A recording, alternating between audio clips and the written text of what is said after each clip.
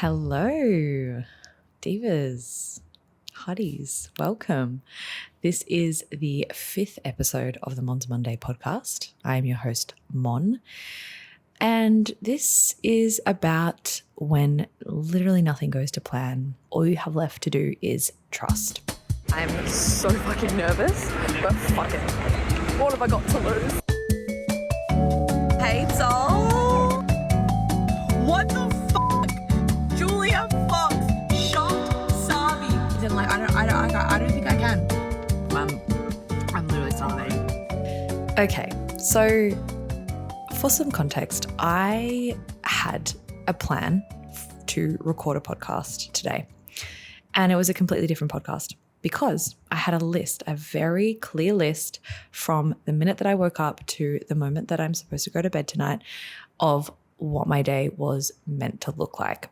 The reason that the podcast has changed to the original podcast I was going to record was because this is like the literal example of my day today.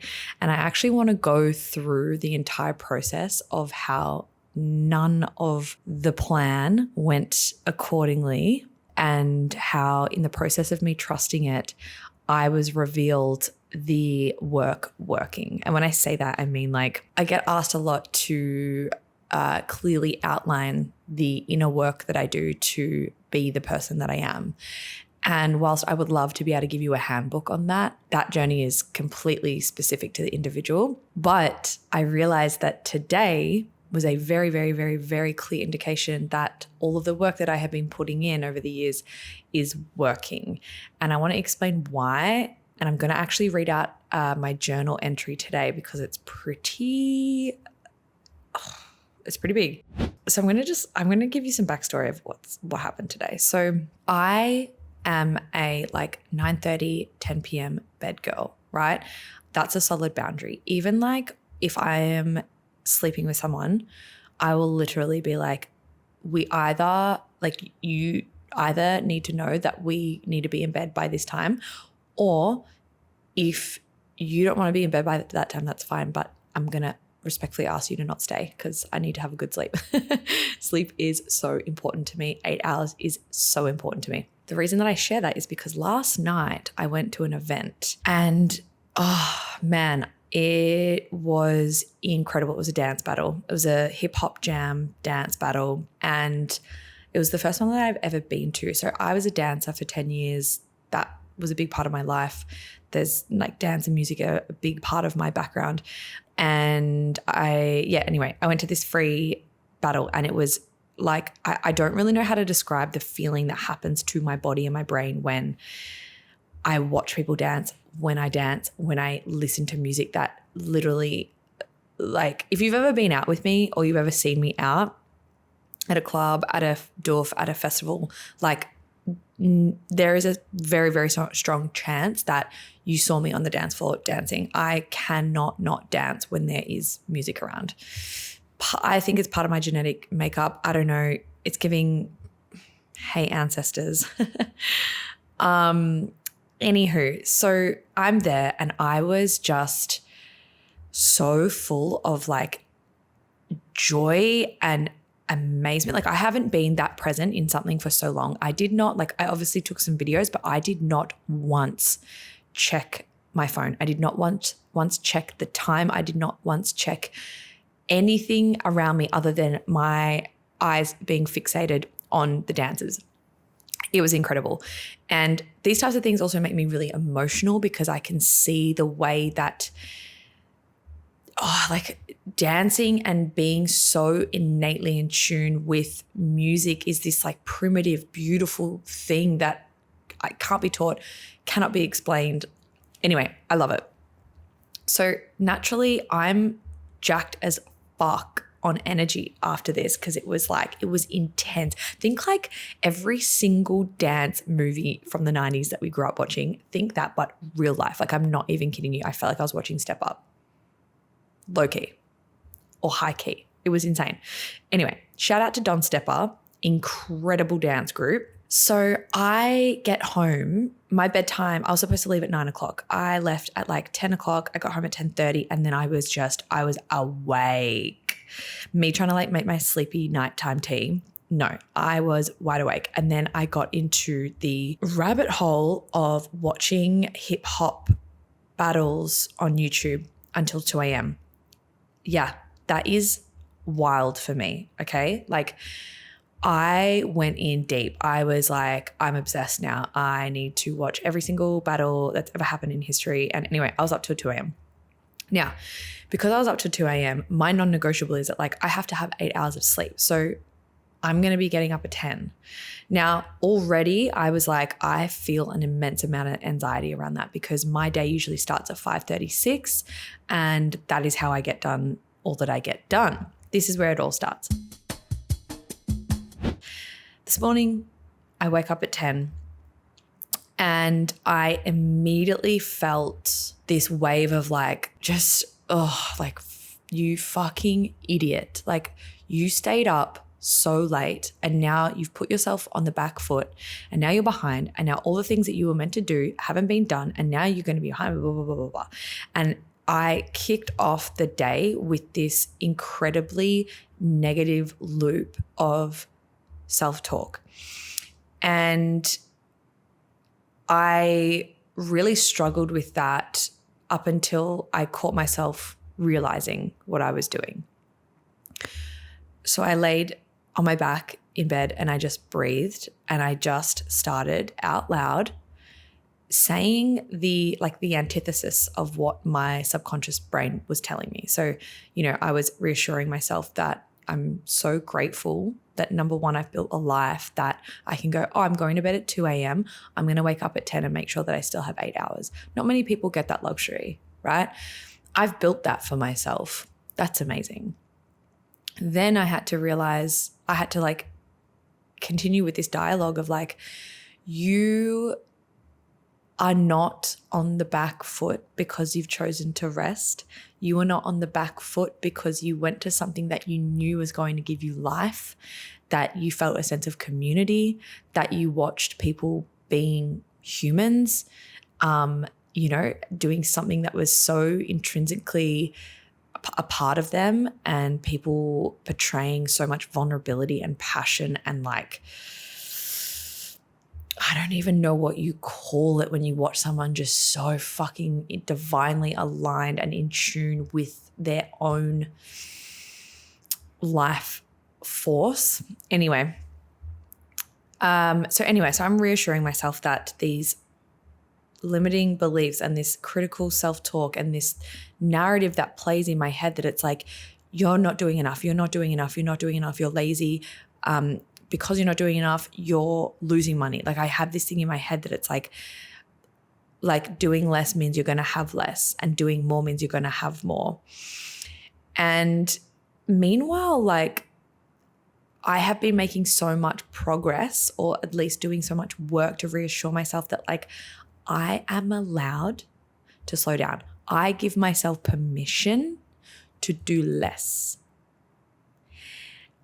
And without unpacking it completely, like I definitely know that I have this tendency to like overachieve or do the most to prove to myself that I can do things and, further prove to other people that I can do all these things because I have a wound from childhood of not feeling seen and being like, I need to prove myself. I need to make sure that everyone in my family and everyone around me knows that I exist and that I'm here. And how do I do that? I do big things. And feeling validated means that I feel loved. Anyway, so then what happened was I was like, okay, well, obviously, my non-negotiables in my day are like, I have to walk. I have to walk my dog. I walk for my mental health. It helps me clear my head. I've got to like take some orders to the post office. I've got to pick up some things from the store. So I took myself out on a walk. Amazing. Before I did that though, I was like, I need to lean in to the opposite of what I'm feeling.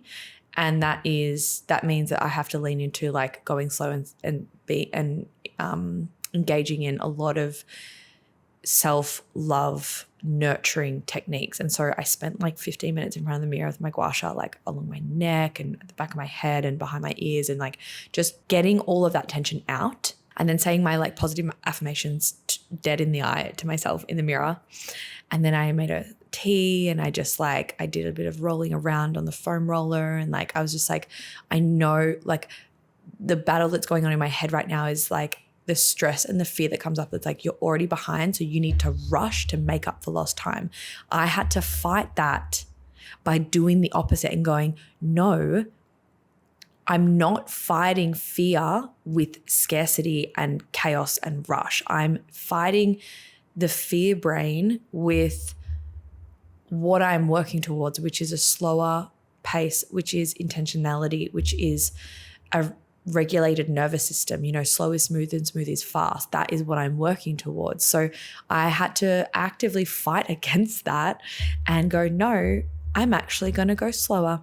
It's kind of like when there's someone behind you in your car and they're like right up your ass. They're tailgating as fuck. And you're like, broski, I'm already sitting at 110 on a 100K highway. You're essentially asking me to go fucking 120 so you can be in this lane. And you're just like, this is dangerous. You don't need to be at my ass like this. Like, stop asserting your fucking dominance. It's kind of like that. It was like, I felt like my fear was behind me. And I was like, well, I'm going to be extra slow now. Sucked in, bitch. I'm going extra slow. Oh, you want me to go 120? I'm going to go 105. I'm actually going to drop down in case. So here I was going extra slow. Anyway, I take myself out for a walk, you know, do all the things. I get home. And suddenly, like, I felt really regulated and I felt really good. And then suddenly it all came back up and I was like cooking myself food because I was like, I need food in my system. That is another non-negotiable that I've built into my lifestyle, is like, I need food, and not just quick food because I need to eat. I literally, as an ode to myself, as a form of self-love every single day, I cook intentionally. I cook myself a meal that is balanced, that has protein, that has fiber, that's yummy, that I know that I'm going to sit down and go, I made this, I know what's in it, and it's going to fuel me, right? So I was like, okay, well, that's going to take another 40 minutes to an hour by the time I cook, eat, clean. And my anxious fear brain subconscious was like, what? You want to take another hour out of your day? You're already on the back foot. Who's going to do all this? Who's going to do all the making up for you? Do you know that you're right? And there's just all of these stories, and there's this like, there's just anxiety just rushing through my body, and I was just becoming more chaotic as it was going on. Like, you should have seen my kitchen. It was almost like I get like taken over by that version of myself that like makes it more, it's almost like if I add more onto my plate, it makes me feel like I'm in control rather than like taking my hands off the wheel and being like, you know what, maybe today's a little bit of like a to-do list write-off. Today's actually like Mon needs to just like look after herself and go at the pace that she's trying to work towards. And so I'm doing this fucking dance in the kitchen where I'm like, I gotta make the thing, and I gotta make the thing, and then, you know what? All the things that I didn't get to do on my list this morning, like maybe I'll just make new ones and I'll just put all these extra things on my plate today, not literally, but like, you know, metaphorically, and that'll make me feel like I'm in control. Now, when that was happening, I was like, you know, and I've learned how to do this, of like noticing when that's happening. And I was like, whoa, okay, slow down. Because now you're going into your shutdown mode. Like, what happens is when I get overwhelmed, I go into this almost like depressive state because it's overwhelming, and I just go shut down. It's easy to just disassociate, shut down, and find every reason to give myself this excuse to do nothing. And I was like, no, we're doing that again. So I just stopped. I turned every pot and pan off. I was like, okay, let's just consolidate this one task at a time. You are just here to make yourself some lunch. So I continued with that. And then I was like, okay, I need to sit down. I need to write. I need to process what the fuck is going on right now. And as soon as I just slowed down and got back into this like rhythm of like, just do the task, everything else will flow. Go back to talking to yourself nicely, being kind, being present with the current activity that you're engaging in, and the rest will follow. And then I had this like, boom, download, this idea for my day tomorrow. And I was like, oh my God, that's fucking genius.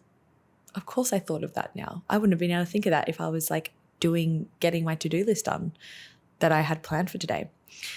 So then I sat down with my food and I journaled, and I want to read the journal entry to you because it's really powerful. And I think it explains the work that I have done to be able to implement it kind of like effortlessly, or kind of like without thought, not without thought, but like without it having to be like this chore or this like, how do I describe it? Like, I guess when you start like implementing new habits, they become they just become part of what you do. You don't have to think it. You have to be like, oh, I have to go brush my teeth now. It's like, well, of course I brush my teeth, or like, oh, I'm gonna have a shower, whatever. It's like, you just do those things because they're part of your habits.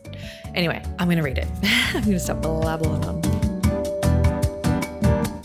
It's Tuesday and I'm feeling like I'm stuck.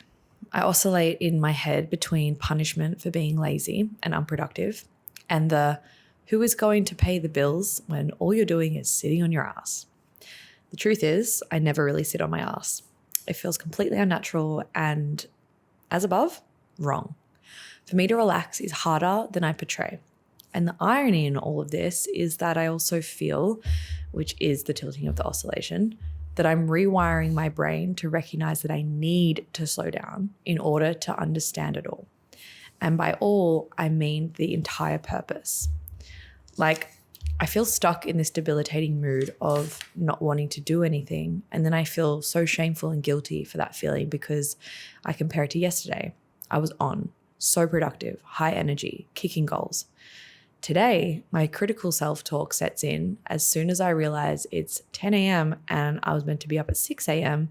and half of the morning and my big list of set plans, a day already structured before I even knew how I was going to feel, is wasted. And I'm already behind, already on the back foot. However, I spend at least 30 minutes laying there, shifting my thoughts to the gratitude I have for the fact that I've built myself a life where I can sleep till 10 a.m. on a Tuesday if I need it. And if this is where I've woken up, this mental space, it's okay to listen to that. So I went slow. I took the morning to really understand it, to let it feel seen and heard. I couldn't shake the list I had pre-planned for today. It was screaming at me. Suddenly, my thoughts were ambushed with 60 other things to add to the to-do list. Yet another habit. When I feel out of control, how can I make more control? Now that I've really pushed through and given it space to yo-yo, I've realized this. I'm learning how to rewire very, very solid pathways, belief systems, and narratives. It feels incredibly uncomfortable because it's new to the brain, which means it's really scary, unfamiliar, and a potential risk. The real work is exactly what happened this morning. I was tested. It's all good and well to learn and read and consciously want to do the work, but actually doing it in real time, actually sitting with your subconscious, is an incredibly uncomfy ride, and it takes time and presence. I felt flustered and sad and unmotivated. I was ready to give in to the fear brain that wanted to leave the new pathway and head back to ones it's known for 29 years. But there's the work. Trusting that today all happened for this very reason, to close the knowing versus doing gap. I had to let the pre-planned list fall away, had to actually slow down, breathe, say goodbye to the chaos of my fear brain and everything it was shouting at me to do to get to the gold, the answer, the truth. The truth is this. I am in a solid habit of thinking that by doing more, I'll make more / have more. The reality is, if I do less and allow the less to be the most intentional things I do, I will create a steadier flow of more. I am used to thinking that if you're not working hard and overachieving, it's lazy and you'll constantly be behind, and that more equals more. More work, more money. But this morning / today really humbled that. Now what I see clearly is this. I made today's to-do list during an energy of yesterday that was high. So waking up in an opposite energy, trying to tackle a list made for an opposite energy is actually an uphill battle. When I listen to my body and mind, adjust my day accordingly, I am in flow. I will create and complete with more ease and achieve a better outcome that will naturally attract more abundance. When I give myself permission to slow down, I give my higher self a seat at the table, alongside where my fear self and limiting self sit, and they get to listen to her. When I share the table and conversation with all parts of me, everyone feels seen and heard. No one is left out, no one is silenced, and no one is shamed. This is exactly how I value communication, allowing all parties to have a voice so they can make decisions together. All versions of Monique make the community of me. There is no hierarchy because every seat at that table is/has been valuable. Fear kept me safe from places, people, self, etc. Highest version helps me to continue to have faith, to work towards something. Limiting beliefs show me my progress. Everything has a purpose. I must continue to listen, communicate, and hold space for each of them. Turns out, I came up with an amazing idea for my day tomorrow. And if I didn't have this day today, I probably wouldn't have been able to listen to the amazing idea that she had for me tomorrow. Thank you, Mon, for everything, for your continuous effort and dedication to this process. I love you and I'm so proud of you. Keep talking, keep listening, keep using that voice, body, and brain. So I wrote that. And when I wrote that, I felt just this weight fall away as I was writing. And this is the power of writing. Writing is a habit for me. It's a habit that I don't have to think about. It's one of those things. It's like when I'm going through something, when I'm feeling something, when I'm happy, when I'm trying to understand anything, when I'm going through struggles in relationship, in life and work, whatever, I will write. Because 10 times out of 10, and yeah, they're good odds, 10 times out of 10, when you write in real time, you will find the answer you're looking for. Because we hold the answer. You have all the answers inside of you.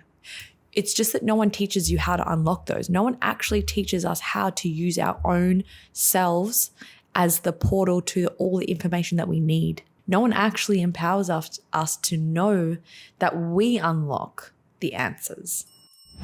Going back to how people always ask me, like, how do you do what you do? How do you be who you be? Blah, blah, blah, blah, blah. These are the things that I have had to implement. They once were chore-like things. Like I had to write on my list, write in journal. I had to write oil pull in morning, drink apple cider vinegar and Celtic sea salt, do this, do that, until it became a natural habit because I started seeing the compounding effect. And I think that's what a lot of people don't understand is when you try and implement a new habit to have a positive outcome and to get you closer to being your higher self, there is no instant gratification in this stuff. This is all delayed gratification, but it's compounding effect, like compounding interest. You know, the more that you save, the more interest you get on your savings. The more that you stick to these habits, even when they feel like a chore, the better results you will see and the easier it becomes. And then it's effortless. And then you have built this world for yourself where the work continues to work. And you don't even feel like it's work because it's a natural habit. You just do it. I am self-proclaiming this as the horniest ad break to exist. I have used and loved My Libido's range for years. A fun fact is that I was actually their first ever campaign model. So you might have seen me on their thank you cards or on their website. But when I did their first campaign, I was modeling, and it was also the first time I ever got introduced to their products. And I've used and loved my LBDO's entire range for literally years. But my favorite products, I have two. The first one is the Essential Vibe. It's genderless, it's waterproof, and it has 6 settings. It's just amazing. It travels really well.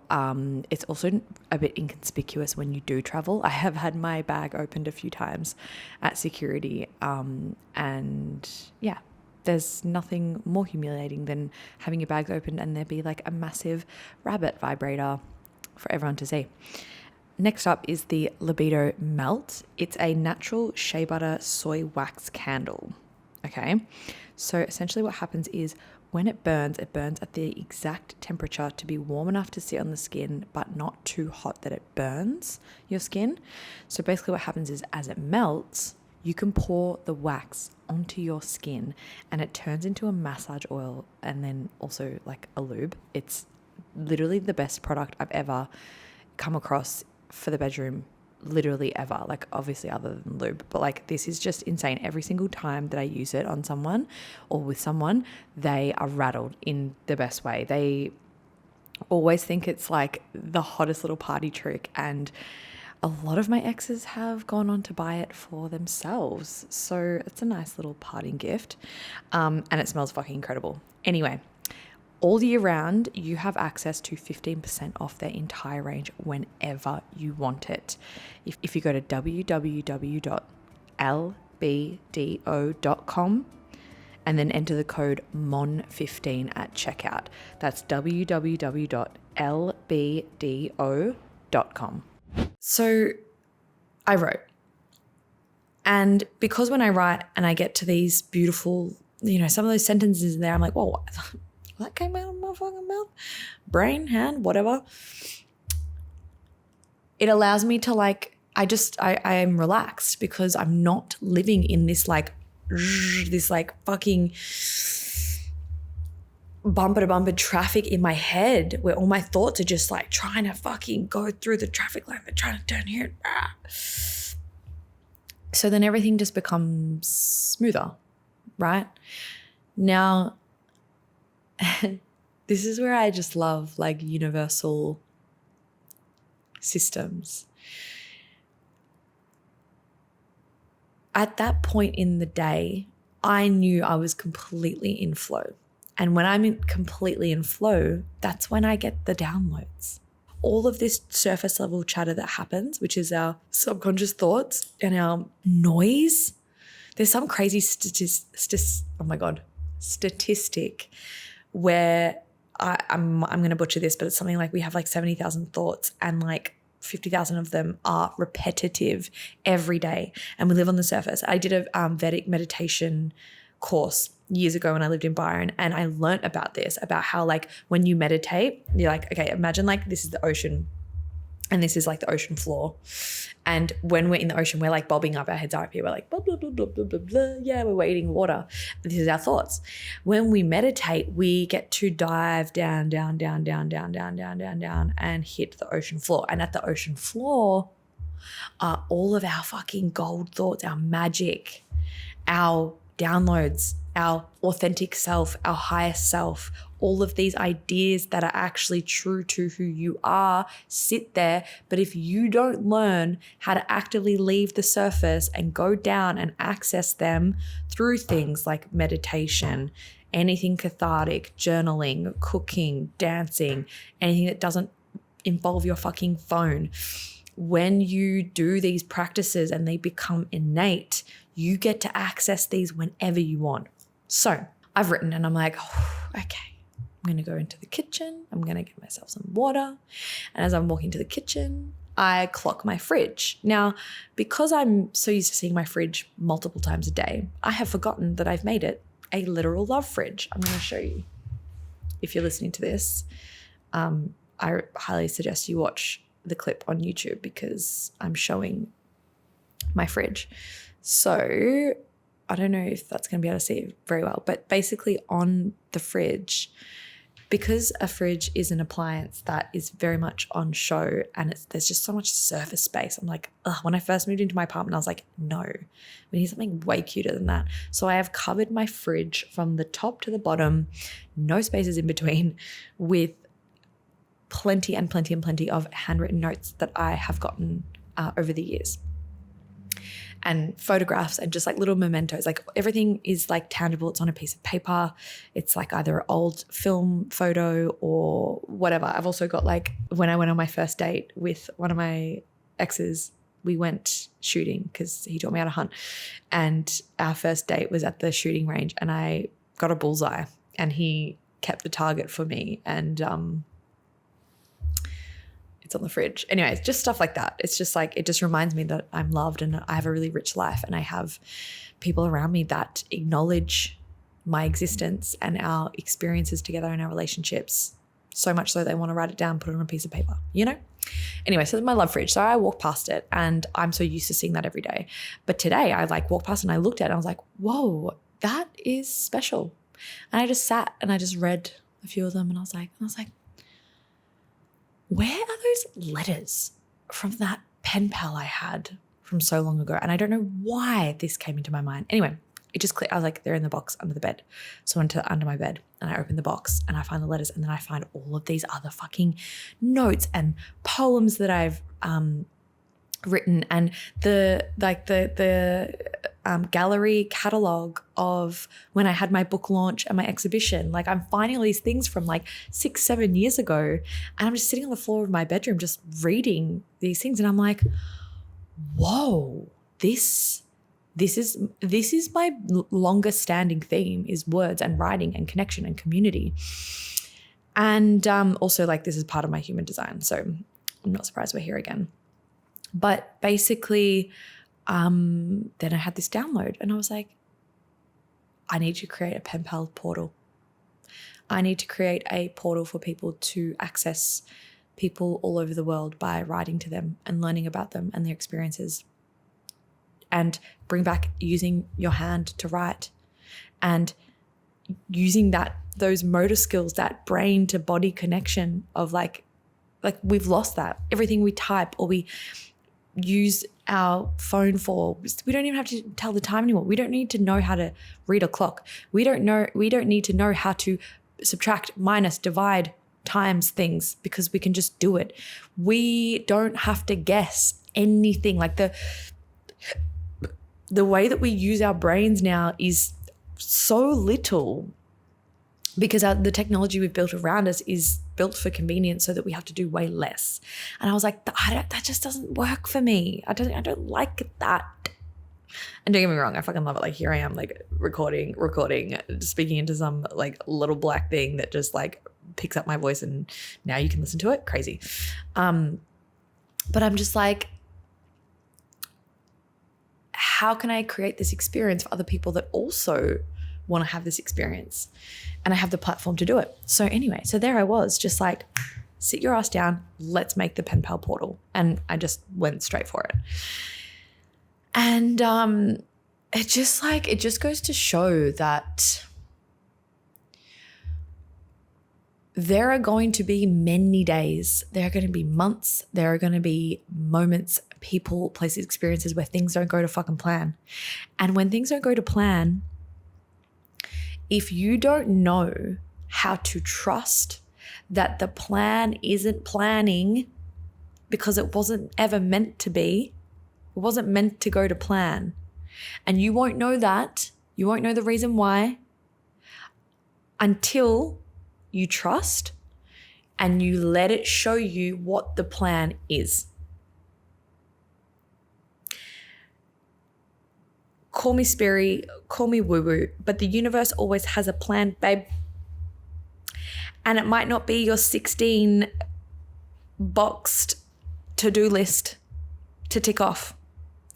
It might not be your preconceived idea, expectation of how something's going to go. I recently read my friend's Substack, Plant Mama. Hey girl. And she spoke about this exact experience of getting to Greece and having this whole idea and experience in her head. And she booked a hire car, and then the hire car, turns out the place that she's got to get to that she thought she was going to drive to, it was actually accessible only by a ferry. And anyway, there was this whole thing. And at the time, you're just like, what the fuck? You're like, but my plan. And then, of course, when you take your hands off the wheel, you realize the plan was not yours to make. The universe has made the plan already, babes. Let her make the to-do list. Do you know what I mean? Let her make the plans. Let her book the reservations, Joel. Honestly, because now I've gone from like thinking that I was about to have the worst fucking day to having an amazing day. I am so in flow. Like, I have no notes. I literally wrote down just in what order I needed to talk about, because otherwise I would have gone on a tangent. But like, I didn't prep for this episode. The episode that I was meant to record, according to my plan, I've got full notes. I had a run sheet. I had shit I was going to talk to you about. Oh well, next week. If that's part of the plan. A friend gave me some really sage advice not too long ago. I was having a really, really, really, really, really hard day. And I was having an even harder day because I was like, well, I'm in like, it's called like low arousal, which is like a brain state. And it's where it's like you're like really fatigued, you have no motivation, and you're just like, it can be like quite a depressive vibe. It doesn't mean that you're depressed. And I was like, I'm in really low arousal. I feel... And I'm spiraling about being in that because I've got a shit ton of shit to do. I've got businesses to run. And she was like, babe, the thing is even if you force yourself to do that work, the outcome of that work is going to be shit because you don't want to do it. You're like, not only are you like pushing against what you actually want to do right now, you're pushing against whilst trying to have like output. The input you're putting in is shite, and you're expecting the same output as when you would input on a day that you feel like you had capacity for. And today was one of those days. If I had tried to play catch up and frantically get everything done on the list originally with 4 hours less, I would have been working late. I would have abandoned other things on my list that's really important to me, like my nighttime routine, my sleep hygiene, my date night that I go on every Tuesday, my solo date night that I go on every Tuesday. I probably would have canceled that because I would have been like, oh, I've got work to do. It's like, no, these are non-negotiables. And a lot of people will argue like, you know, but like successful people like, you know, do this. It's like, but it's like, fuck success. Fuck success. I'm saying that now in quotation marks if you're not watching the YouTube. But it's like, for me, success is knowing that I know how to be of service to to Monique, to me. And when I am of service to her first and foremost, everything else flows. And let's be fucking real, 24 hours is not long in the grand scheme of things. Taking 24 hours off of your to-do list, off of your life to look after yourself so that you can go back on tomorrow in a brand new energy, in a beautiful way where you're like, I gave to myself yesterday instead of trying to push through. I honored my feelings instead of abandoning myself. I listened. Because the thing is when you get into this habit of treating yourself and your life this way, by listening, respecting, being in dialogue, communicating, making space, decoding, holding, they are skills that you don't, like when you practice those skills on yourself, you have them. They don't just come out for you. You have that for other people. You start gaining capacity to hold space for other people, to hear other people, to listen, to be more compassionate, to be kind. You give better advice. You start encouraging other people to look after themselves too. You no longer think that someone else's boundary is an aggression because you're like, I give myself boundaries. You know what? I'm actually happy that you're canceling on me tonight because you need to spend some time by yourself. Does that make sense? Because like, There's a lot of people out here taking boundaries as aggression because they don't even know what their own boundaries is, and they don't know how to respect their own boundaries first. And to answer all the people that are like, how do you do what you do? How do you be how you be? You have to figure that out for yourself. I've had to figure that out for myself. But you have to build processes, and you have to understand that it's not easy. It's not quick. It's not comfy. Because if it was, everyone would do it. You'd already do it. It's like people ask these questions already knowing that the answer I'm going to give them is not the answer that they want. So I think look, I can sit here and be like, I don't really know what the purpose of this podcast was. I do know what the purpose of the podcast was. I wanted to share my experience today because it's not about me coming on here and being like, I just want to be really vulnerable and tell you about a hard day.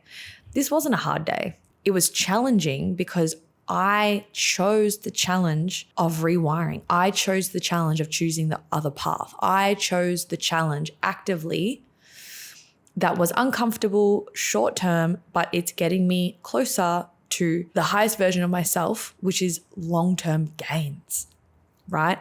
So whilst it's well and good to be overtly vulnerable online and share your bad days, I think it's just actually more helpful for yourself to first and foremost understand what the hard day is, understand what habit, belief systems, subconscious,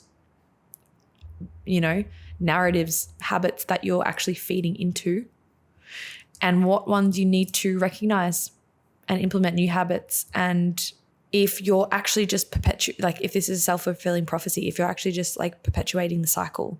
And so it's like, I wanted to share on the day that this has all happened, that did start off quite challenging and quite rocky, but I had the power to exercise change and a shift because I worked hard on that.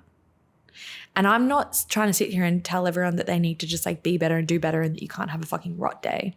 Technically, if you want to put it in those terms, like I technically had a rot day because like I actually am unshowered.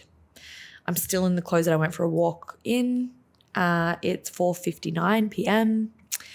and I am in the exact same spot I have been in all day, apart from being in the kitchen. And nothing on my original to-do list has been ticked off other than record a podcast.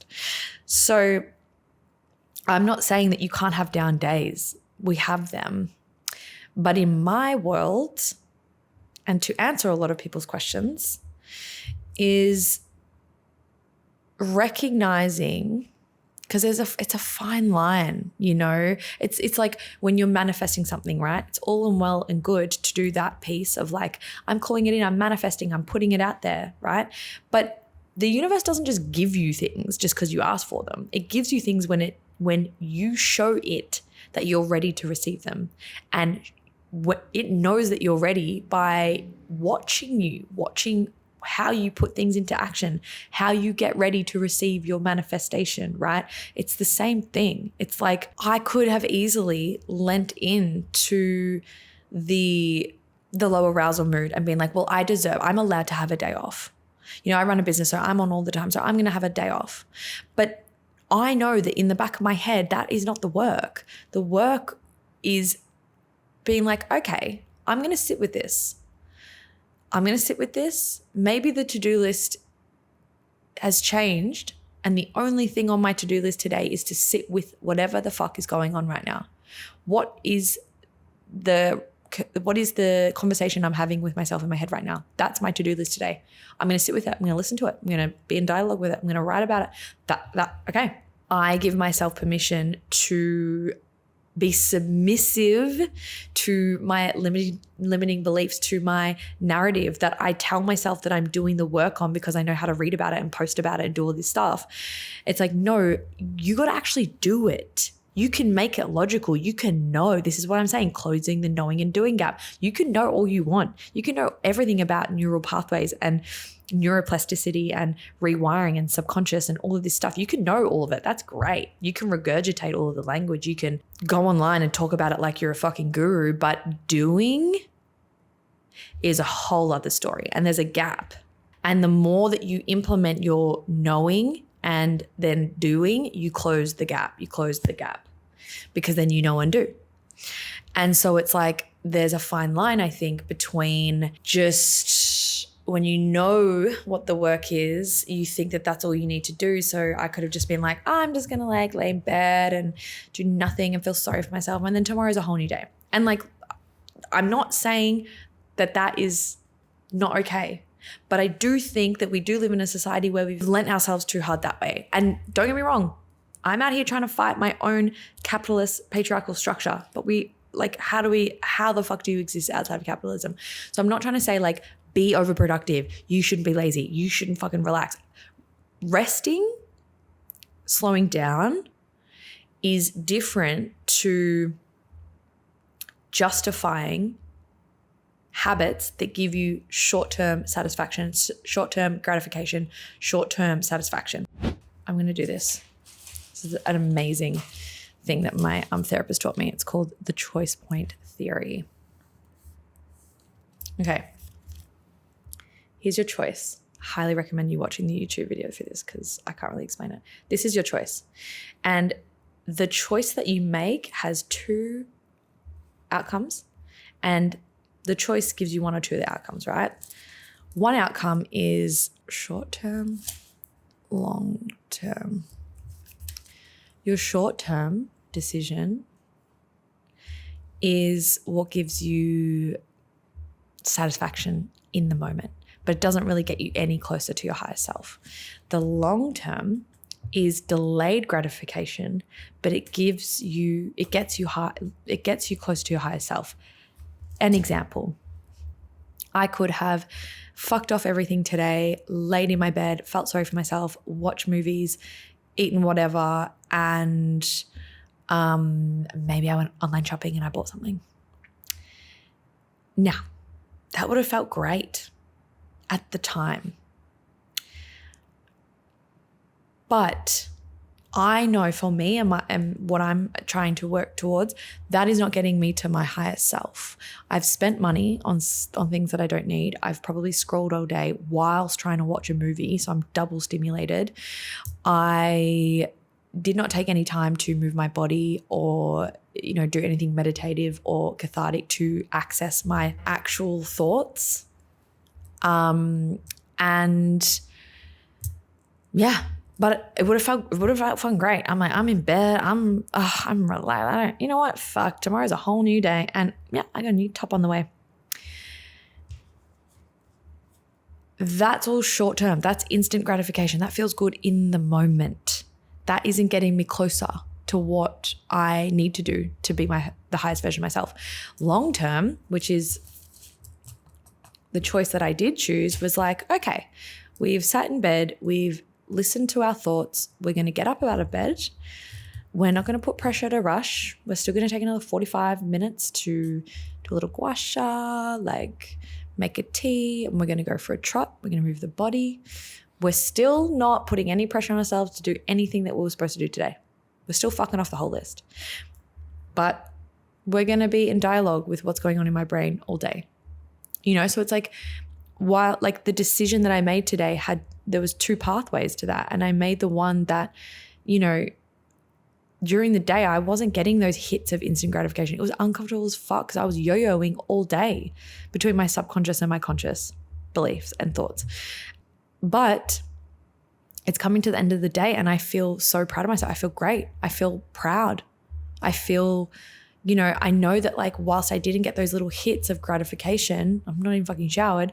I know that what I did today was building some serious, serious progress to getting me to the highest version of myself. So to wrap that up, if you would like to be in the draw to be picked to have a pen pal, I'm going to be doing submissions. And the reason I'm doing this is because number one, there is a chance for things to get fucking freaky. You're giving people's addresses. So I'm like, I really want to make sure I'm vetting people to know that, number one, they're showing up because they want to be consistent and intentional and they want to commit to writing a letter every week or every fortnight to someone. I want to make sure that there are people that this is, their preferred expression, like writing and words. And even if it's not, if it's something that you're really passionate about. So anyway, there's going to be a whole process on how I'm going to vet those people. But basically I would highly suggest you going onto Instagram. You can either go onto @mons.monday, mons.monday. And then in my bio, I've got a pen pal portal, or you can just go straight to the Instagram. It's at pen_pal_portal. So PEN_PAL_PORTAL. I think that's it. I think I have covered enough of exactly what I do in my day when it's not this automatic high energy where I'm just in flow. Yesterday I was incredibly in flow and I didn't even have to think about it. And I think that one other thing to note is I didn't have to think about it because my habits are so solid. And I'm not going to be doing a podcast on this, but I'm going to be doing a separate YouTube vlog this week on my morning routine and my sleep hygiene rituals and routine. Now, this is not I'm not trying to sell you shit. This is me actually genuinely telling you what spiritual woo-woo things I do and what practical things I do that set me up to be the person that I am, to have the days that I have, to be productive, to rest, to look after myself, to nourish my brain. I think it's just an important piece of advice, or I guess ways of being, to share, because I'm I don't want to gatekeep this information. I also don't want to jump online and just sell you shit that you don't need. So I'm going to give you the DL, babe. I want to see everyone thriving out here. Anyway, okay, it's Tuesday night. I have my solo date night booked in, so I'm going to go and get ready for that. If you liked this episode, please pop some love in the comments. Let me know if there's something that you would like me to further delve into and touch on. Now, I have other platforms that I share on. I am going to gas myself up here. I think I'm a pretty incredible writer. I have a Substack. It's Mons Monday. Every platform, so TikTok, Instagram, YouTube, this podcast, you can find it all in my link tree, which is in my link in bio on my Instagram at mons.monday. You can find me there. I highly suggest you signing up to my Substack. I share a lot of my, I do also have a cooking channel. I share all my recipes. I share my thoughts. I share theories, ideas. I write a lot on my life experiences. It's kind of like getting access to my unwritten novel. Okay, anyway, I'm out. I love you guys. Please like, subscribe, repost this on your stories, share it to someone you think that could get a lot from it. But I'll see you in the next episode. Mwah. Bye.